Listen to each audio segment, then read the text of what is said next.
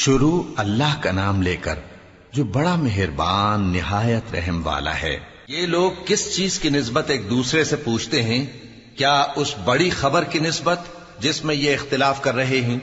دیکھو یہ انقریب جان لیں گے، پھر دیکھو یہ انقریب جان لیں گے۔ کیا ہم نے زمین کو بچھونا نہیں بنایا اور پہاڑوں کو اس کی میخیں نہیں ٹھہرایا؟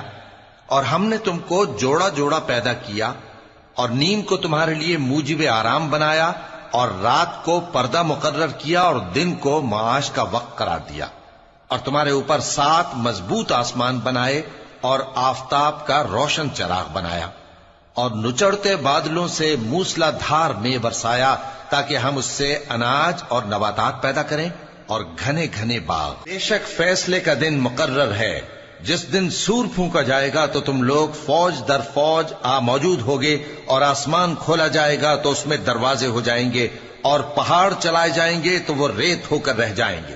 بے شک دوزخ گھات میں ہے، یعنی سرکشوں کے لیے کہ ان کا وہی ٹھکانہ ہے، اس میں وہ صدیوں پڑے رہیں گے۔ وہاں نہ ٹھنڈک کا مزہ چکھیں گے، نہ کچھ پینا نصیب ہوگا مگر کھولتا پانی اور بدبودار پیپ۔ یہ بدلہ ہے ان کے اعمال کے موافق۔ یہ لوگ حساب آخرت کی امید ہی نہیں رکھتے تھے اور ہماری آیتوں کو مسلسل جھٹلاتے رہتے تھے، اور ہم نے ہر چیز کو لکھ کر محفوظ کر رکھا ہے۔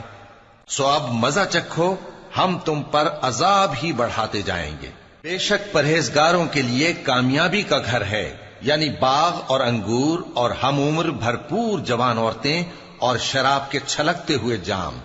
وہاں وہ نہ بیہودہ بات سنیں گے نہ جھٹلانے کی باتیں۔ اے نبی صلی اللہ علیہ وآلہ وسلم، یہ تمہارے پروردگار کی طرف سے صلہ ہوگا جو حساب کے مطابق انعام ہوگا۔ وہ پروردگار کہ جو کچھ آسمانوں اور زمین میں اور جو ان دونوں کے درمیان ہے سب کا مالک ہے، بڑا مہربان ہے، کسی کو اس سے بات کرنے کا یارہ نہ ہوگا۔